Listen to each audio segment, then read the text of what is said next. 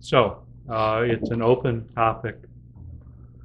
I think it's of interest to the group. I hope it is. I don't know quite how in our planning sessions, how we ended up with this and how I ended up here. Possibly because I published a little book called Poacher a long time ago, which was my foray into Native American materials, which I have no right to, other than as a poet. And I might as well say that, as far as I'm concerned, poets are those who, at least in language, are supposed to move across boundaries, language boundaries at least. There are other important boundaries of social boundaries, cultural boundaries that are more difficult, but in language boundaries, if we need to write things down, then sometimes we need to move across the boundary. But here's a Hasidic tale from the Baal Shem Tov himself called Writing Down. And I thought this was pertinent to present to all of you as writers down because, well, you'll see what it says.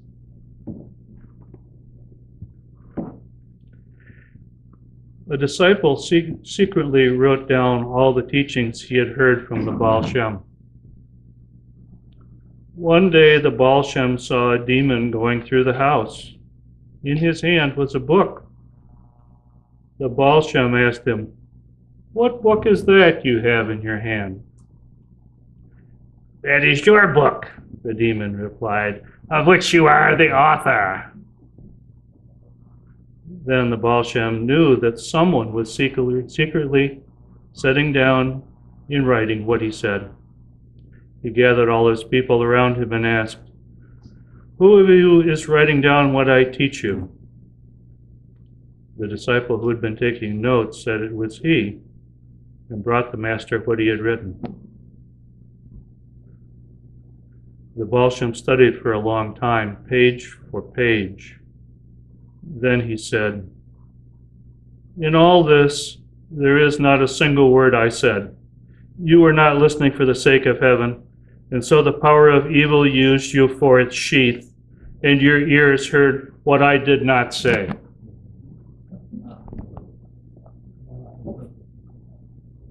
So, use of the sacred. So, we poets are damned, obviously, to, in crossing those boundaries, we're bound to offend. We hope not God, if we believe in a God, but other humans. I'll add, before we go to the other two folks who'll be speaking today, the notion that of what the sacred is. I think it's probably important that we at least get that out and say what it might be. I'll say for me that it's a human construct, and that it's what we humans can agree on about that construct. The construct comes from magic originally, which is more individual. But once we begin to agree on the magic, loaves and fishes, raising the dead, then we begin to construct a religion. So in my tradition, Jesus was a magician. Paul was the constructor of the religion, the church that followed, and the dogma. And each one of those parts of sacred, magical religion, dogma, calls up something different from us in terms of how we might treat them.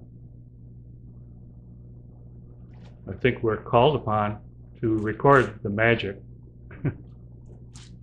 The other, I'm not so sure about.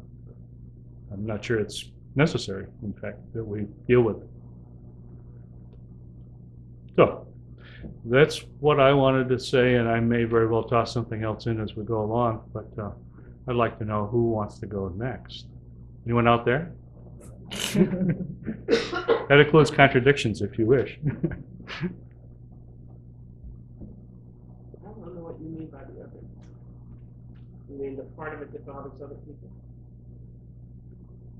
A little more? I have a question for you. No, wait a minute, we're working on Judy. You said we may be there, but we're obligated to do the writing down. And the other is someone else's business, and I didn't know what the other was. The religious structure, the foundation, yes. My question is, what is the magic? What is magic? Magic is, according to Bronislaw Malinowski, who wrote a book called Magic, Science, and Religion, he said magic is the belief that your fondest wish must come true. That your wishes will be acted upon.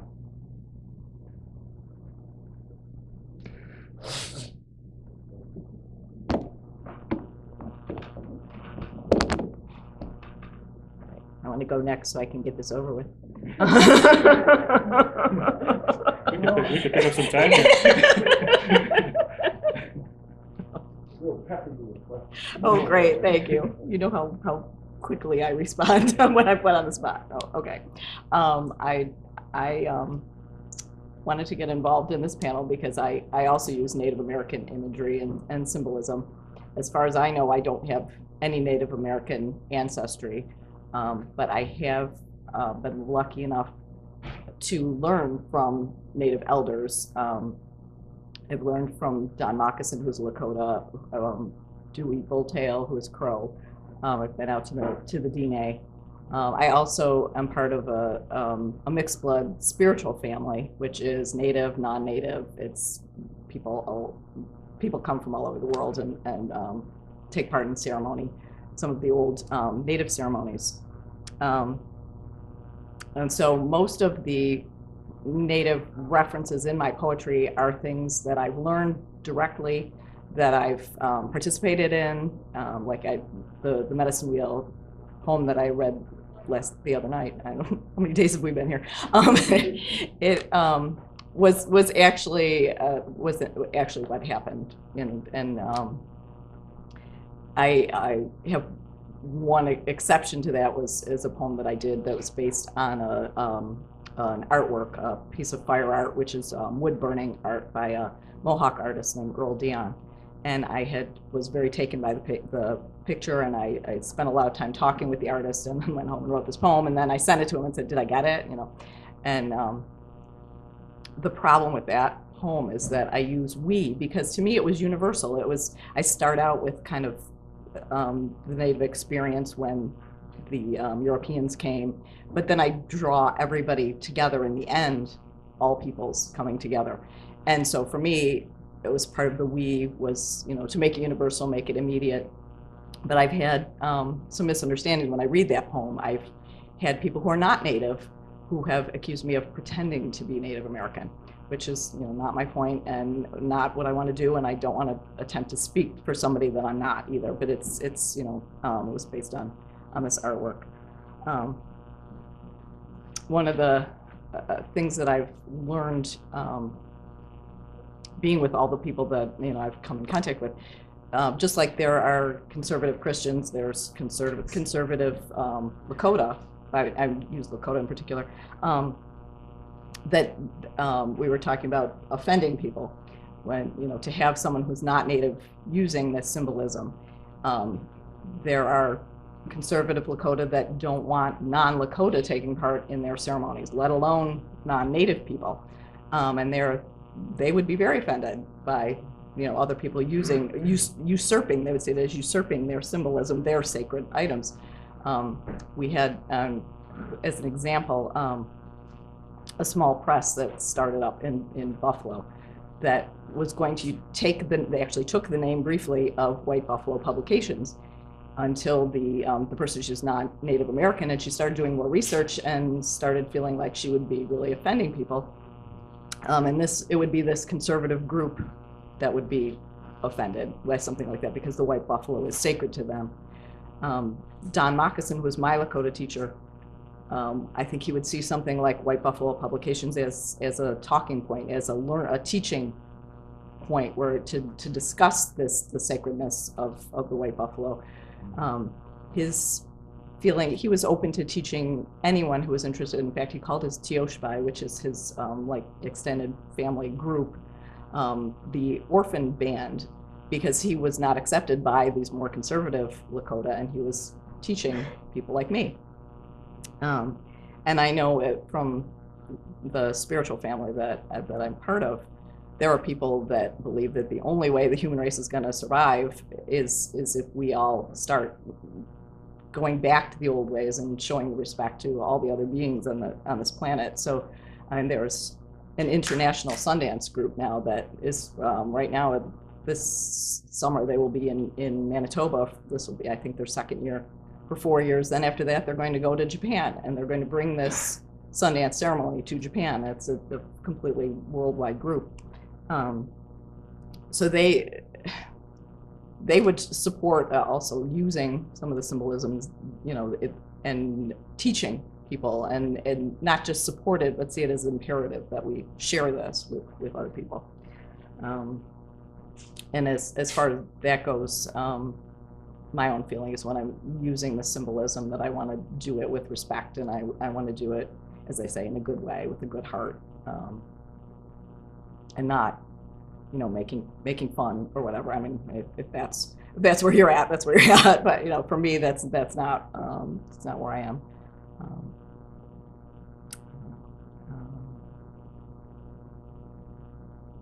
And I also, I know not everyone is in that same position, but to be able to learn directly from people of another culture. But I try to understand what it is that they're telling me and not just, you know, latch onto a symbol. You know, like say a little knowledge is a dangerous thing. You know, if you're, you know, talking about the Catholic communion rite as being, you know, representing cannibalism, you know, I mean, you're going to be pissing off a lot of people, and if that's what you think, you know, that if that's what your objective is, you know, go for it. But if you know, gone and Googled it, and this is how you think this is really what it's all about, you know, and you're going to put that in a poem, and then you're going to be surprised at the reaction. That's about it.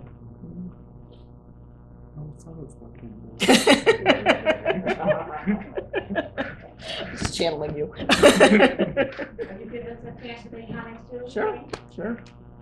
Why do the critics say that a poet doesn't have a right to write as any kind of speaker, whether it's Native American or Eskimo or whatever?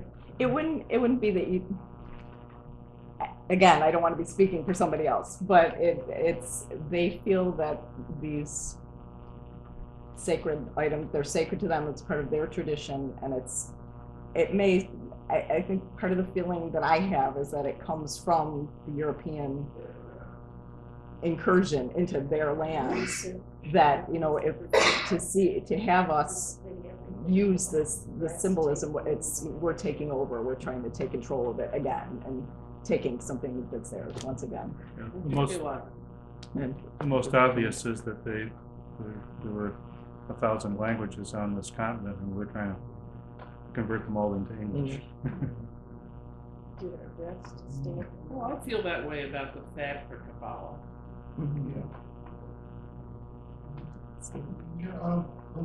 In that poem you wrote where some people objected to the word "we," well, I think you said that you sent the poem to the person who's arguably referring to. I did. And so how did that person react?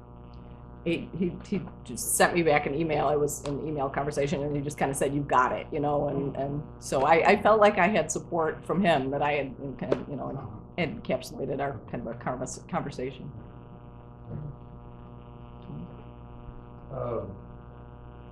As a Zen Buddhist, trying to Americanize Japanese tradition. It's not originally Japanese at all. It was originally Chan and then originally Indian. So for us, struggling to come to an American understanding of Zen teaching is a challenge of making it truly authentic through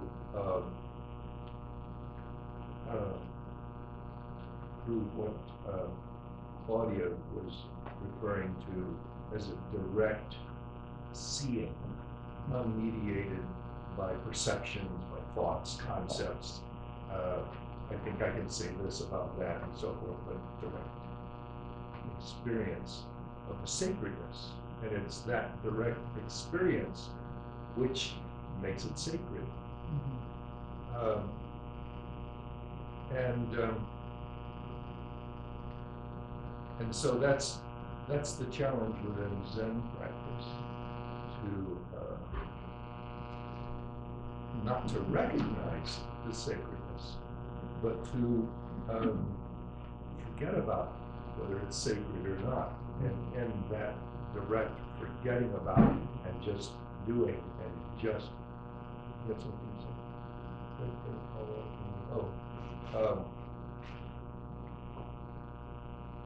That, without ever saying so, enters into the sacredness, the sacralization of the place where we come back and back and back to meditate and fill up with attention, awareness, energy.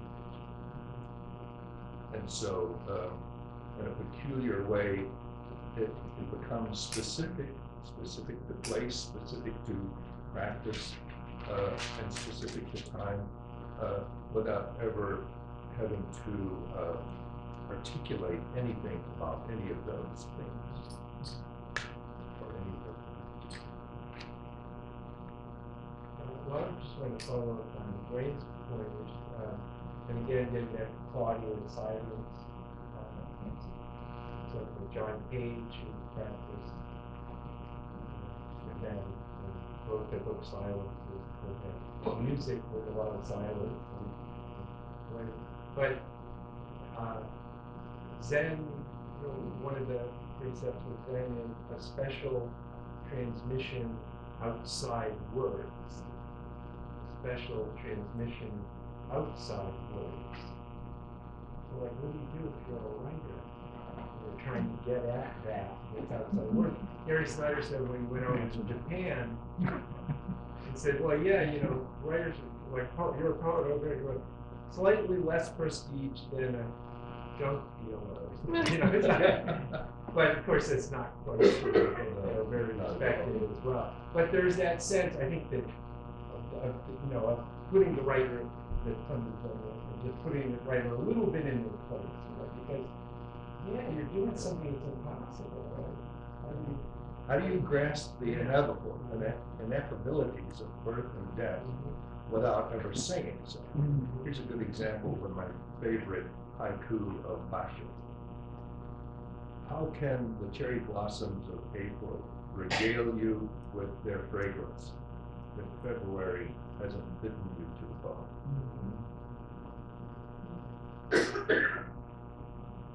The morning glory, another thing that'll never be my friend. Can I just give them real quick? I'm really sensitive to this, and I don't know, especially coming from the South, where words are used as weapons, consciously or unconsciously. When we talk sacred, in a lot of cultures, maybe in all cultures, I don't know, but I can say in a lot of cultures, words and the speaking of the word is the sacrament itself.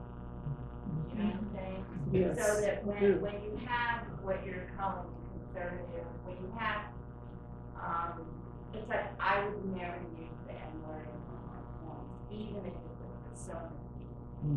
Because it's not, there are certain words that are, it's beyond property. And I think when we're talking sacred and righteous, our own words get like that, don't they? You know, there's a line that we love or whatever. But when a community, when a group identifies themselves and identifies certain words as sacred to them, I mean, it'll go so far in some cultures, words that only one person can ever speak that word, or that the word can be spoken. You know, so I think there's a place for us to worry about what you worry about. You know, and it's not just defending people, it's just like, and I think authenticity, what you're saying there, has a lot to do with that. If I feel that I become part of that community, even though not by birthright, you know, is there a point at which I'm given the right to use the word? You know what I'm saying? Not like you're gonna ask me. Mark. Excuse me, Stephen, I want to make sure your third panel members. Yeah. I know, it's good we're having this discussion, and thank you, Leah, for Oh, hey, real quick. being. Certainly, go right ahead. Okay. My last book, The Word Voices, was in using native myth. And I got a lot of that. When I started moving towards what I perceived as my own myth, the Irish myth, I got the same resistance from people in Ireland because I'm not Irish, I'm American. So what I then had to do was then embrace who I am here as my regional person. I use the term, I wrote a poem called The Hubris of a Pint of Flame. And in that, I used the word dude. Somebody said, an Irish person wouldn't say that. But an Irish person, an American Irish person, in my spirit, would. So that's what you have to own. That's what you have to own. You have to say, this is me, so I can use it in my time. Thank you. I think we had better save the questions or comments you had for afterward, or Or just skip it. or just swallow it. Do you like the microphone down there? Okay, this has all been very, very apropos in a certain sort of way, because can you hear me? Because I'm going to start out with asking you about the semantic meaning of the word sacred. Does it even exist? Is it ownership? Is it authenticity? What the hell is it? And I have about 5 different areas where this has come up in my life. I have poems which maybe tonight I'll read some of, because not now, but I do want to cover those areas which are a larger field than Native American, but does encompass that, because I did come from the West, as well as having parents who came from Belarus. So I'm all over the place. Among the semantic questions, let me just throw out a few. Are we talking about an ethnic group or a cultural group? A person-to-person kind of thing, like Seward, who bought, I guess he bought Alaska, he was a bastard, but he set up a museum in Alaska, which has one of the finest collections of American Indian artifacts. Was he being sacred or not? You could argue that all night. Feminists and their thing about vocabulary. Are we being sacred to ourselves when we're talking about all these things? I recently, as recently as last Wednesday, gave a lecture on the history of Yiddish poetry, and I gave it to an audience that largely didn't know anything about it, but they asked the kind of questions that ignorant people ask, like, why doesn't it rhyme? and so forth. So let's take a devil's advocate kind of thing and ask a few more of these leading questions. Is degenerate art sacred or not? Is sex, love, pornography? Where is the sacred line there? Free speech, you know, the old thing about, does this allow you to go in and yell fire in a theater? Is that free speech? Is it okay if you use the word genocide to talk about what goes on in Rwanda? Or is it owned by Jews alone? Is it okay if Mormons believe that they baptize Jews that they discover? Personally, I think it is. What about Taliban stone art? Is Snowden sacred or unsacred in his approach to the art of communication? And, you know, the book, The Madonnas of Leningrad, and the older concept of the memory palace of Matteo Ricci, who was a Jesuit, I think, in the 17th century. Surely all of that is not sacredly accurate. What we remember is not always sacred or accurate. And yet, I think we as writers must forge ahead using words to do all that. So let's look at personal issues as one area. Was it sacred or gauche or whatever for Bill Hant to write about his SS Nazi uncles? Was it sacred or not sacred for me to write about the uncle who was supposed to be murdered in the swamps in Belarus so he wouldn't alert the Germans during the First World War? He was a baby. Turns out he wasn't a baby. He was 8. So was that sacred or not sacred to say? As I say, I grew up in California, so there are lots of issues, and also the secrecy of the Catawba ceremonies, which from South Carolina, which I should have mentioned earlier, when you describe their cemetery rituals, is that sacred or not?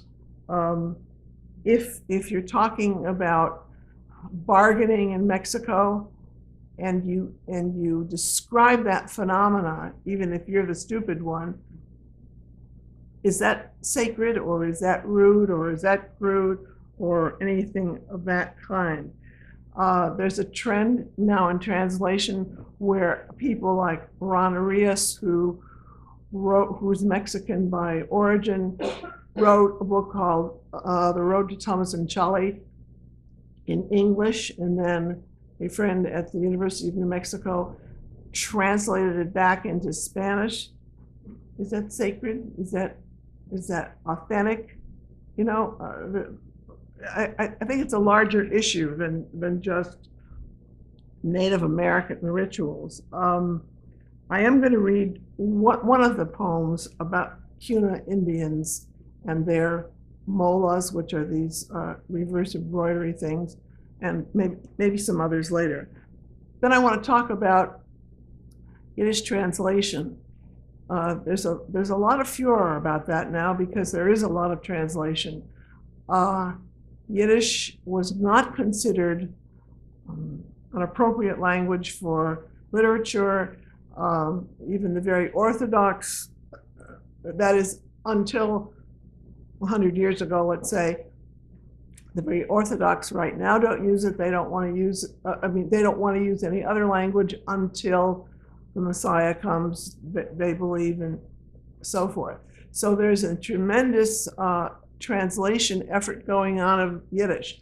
But among those people who are uncomfortable about Yiddish for every reason from historic things to modern Hebrew, to Israeli politics, to the Holocaust, etc. There's still a tremendous amount of prejudice against the writer who is working in or translating from Yiddish. And it's a terribly important phenomena which transcends the United States at this point. In a series of poems on returning from a Stalin gulag to Lublin, which was a very religious city, where you could look off and see Majdanek, the concentration camp just yonder.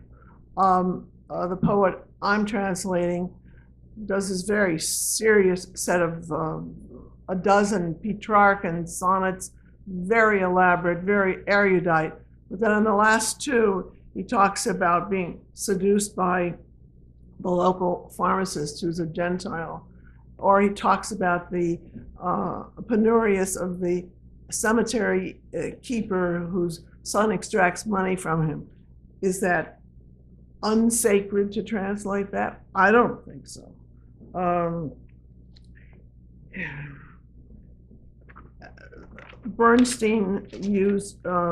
Bernstein used a poem by a famous Canadian Yiddish writer, and the version that he allowed, and he probably knew better, to be used is a travesty of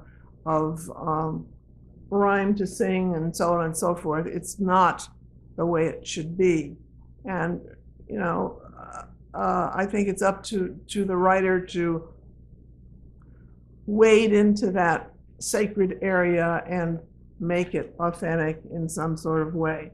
Another Yiddish writer that has been exorcised from that canon is Anna Margolin, who only did one book. She's kind of a Yiddish Anne Sexton. She's a hell of a terrific poet, but because she's very sexy, she's been long put under the rug. And my last category that I want to mention is writing about Holocaust survivors, which willy-nilly I've ended up doing a lot of, interviewing them and so forth. My manuscript of them was heavily solicited by someone who finally backed out of it because he didn't believe that I wasn't making it up.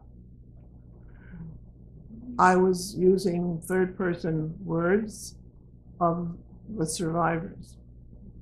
So let me read you the one about the Kuna Indians, because it is sacred material to them. They lived off the coast of Panama, do still, on islands. They had no clothing until the missionaries came. They had body paint and so forth. I don't know if you've ever seen molas. They're very intricate. And this is a fairly long poem, which I think gets at their, what's the word I want? Ideology. But it is a secret ideology, although it's in all the art books. Okay, anyway. It's called The Mola of My Mind.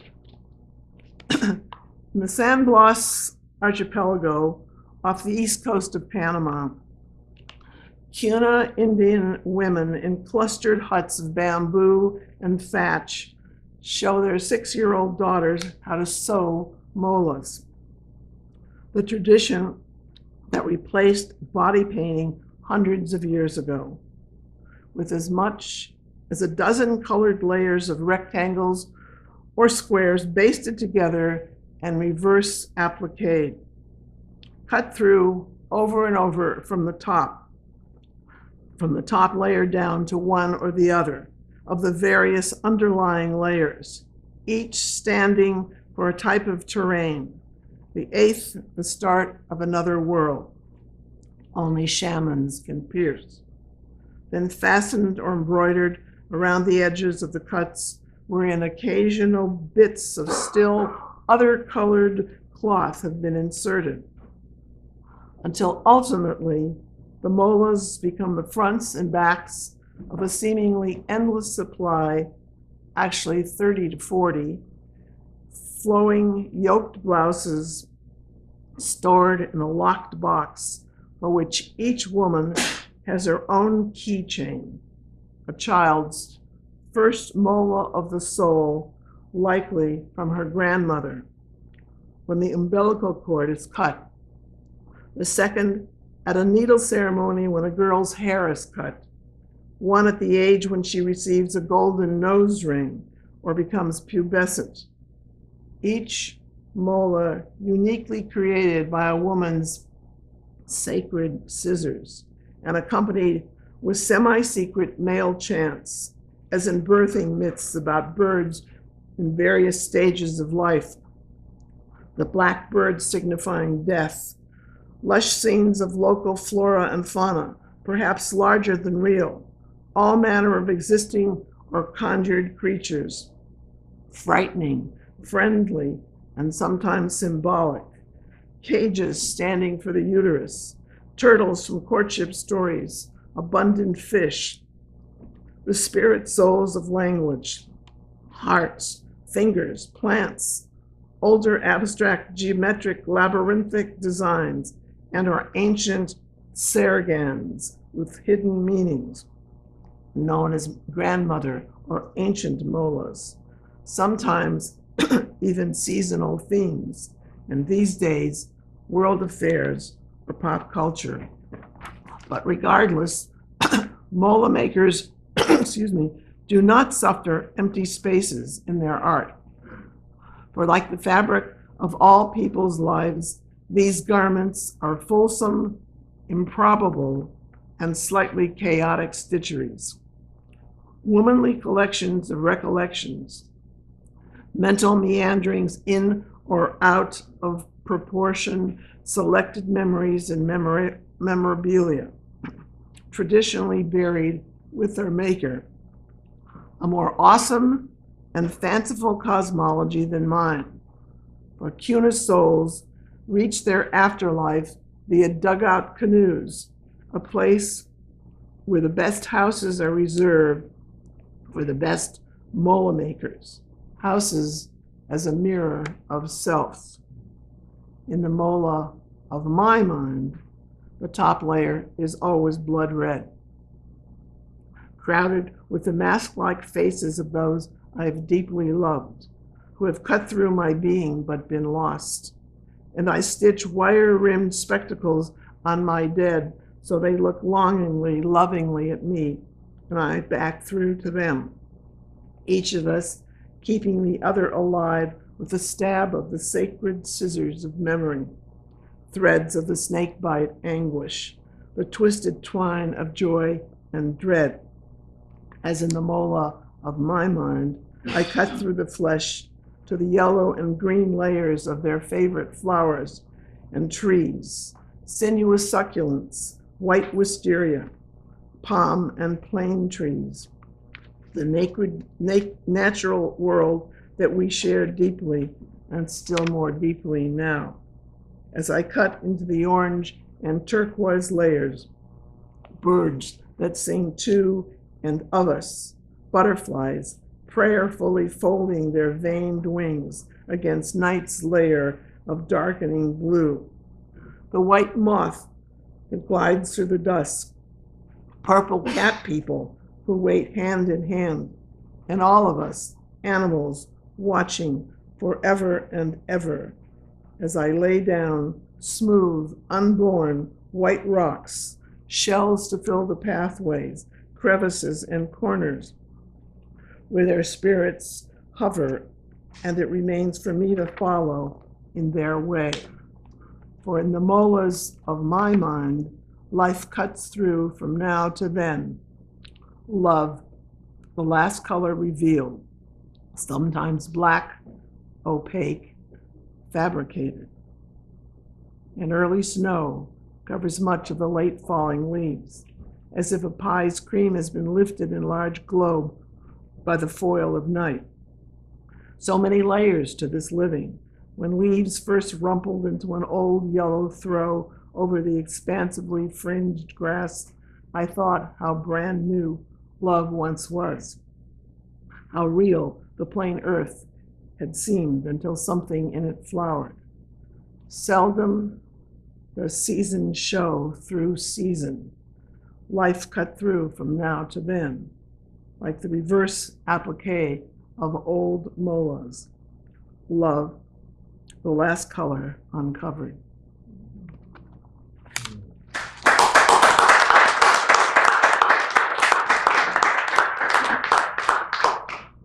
So to sum up, Yes. accuracy and authenticity are important. Martin Buber's, who collected the Hasidic tales, is reputed to have said that he was acting as a bridge, and bridges were meant to be walked on. And there's a sacred bridge in the Torah, by the way. I've forgotten the name of it, maybe you know. But there's a famous book now by a contemporary, well, not contemporary so much now, but Yiddish poet named Katya Lewandowski, called Paper Bridges, translated by somebody at the University of Pennsylvania. And in it there are 3 poems called Paper Bridges. I was just going to express some disagreement. I think I have a right to talk about any word as a word. And, you know, in 36 years teaching freshman and sophomore English in the middle of Cleveland to mostly classes darker, a lot darker than I am. When I, you know, if I taught Faulkner, I had to talk about the word nigger and say, you know, it's coming. I happen not to think that Faulkner is being racist in his use of this word. That's open for discussion if you think it is. But I almost think it's giving me, you know, saying the N-word is giving too much power to the word nigger. I don't think not using it means you're not a racist always. How does it work here? It's basically work in your flat the way it does. Yeah. I mean, you know, it's possible you could say maybe they were afraid to contradict me. I don't think so, but I wouldn't know.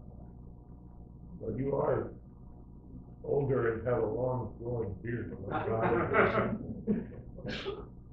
the sense that part of what you're talking about is the fact that it's sacred, and the sacred has already been consecrated by someone else.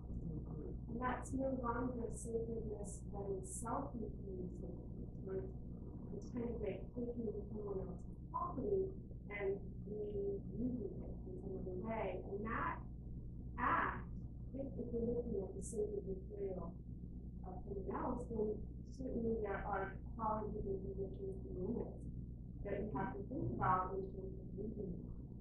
And that's what I was kind of seeing happening on your field, that you're raising the question of what is that people? What responsibility do we have as poets when we use that? well, to answer you, authenticity covers that, I believe, and authenticity requires 3 things: time, skill, and actually living in it. And the sacred is a sacred word which no longer quite means what it has, or we like to think it means to everybody, or should. I mean, just to use the crassest example, it's the stuff that Snowden did sacred.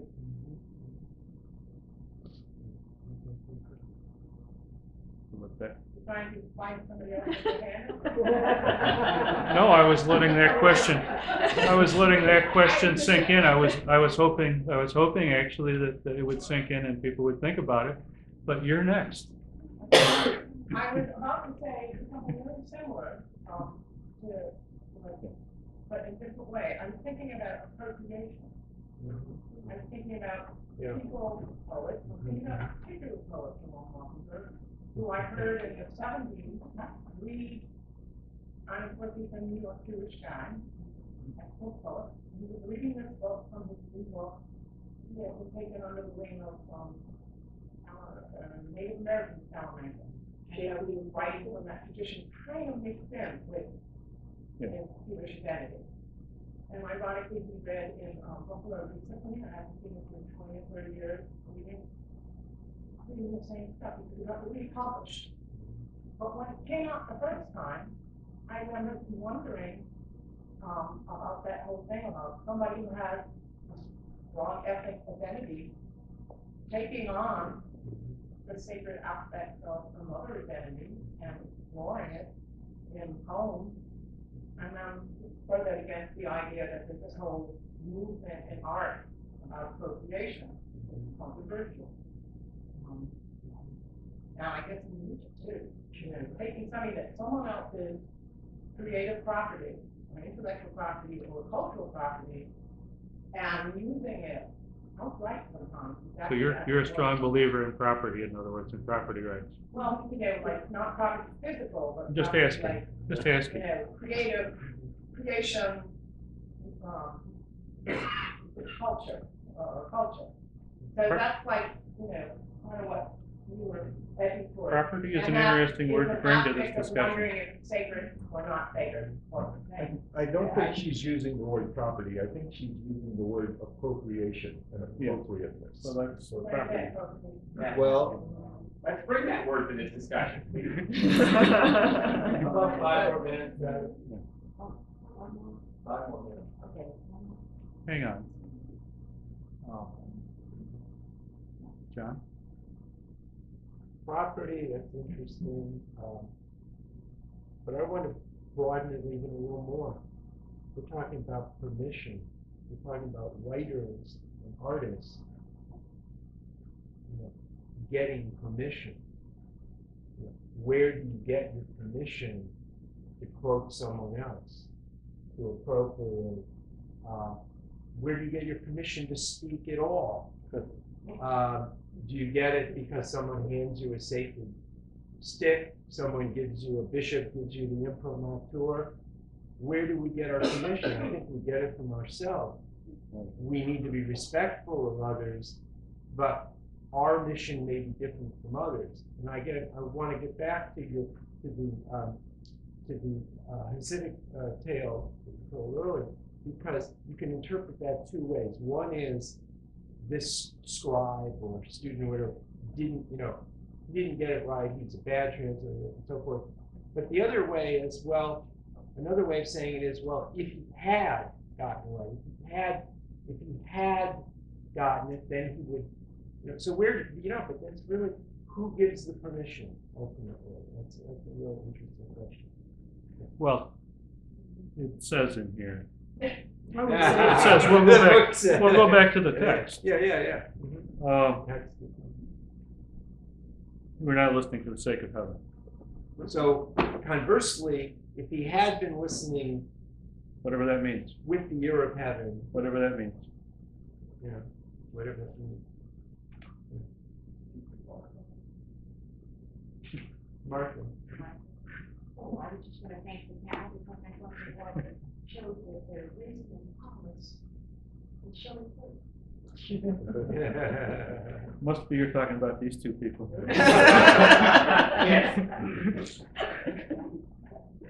Okay, thank you. In the early pictures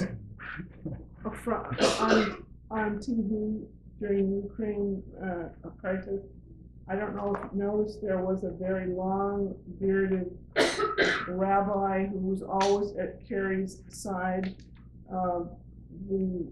The Baal Shem Tov and his disciples come from that area, so he was obviously there to show his approval of what Gary was Oh dear. saying. And the Hasidim are quite different now than what they Yes. used to be. Now, So.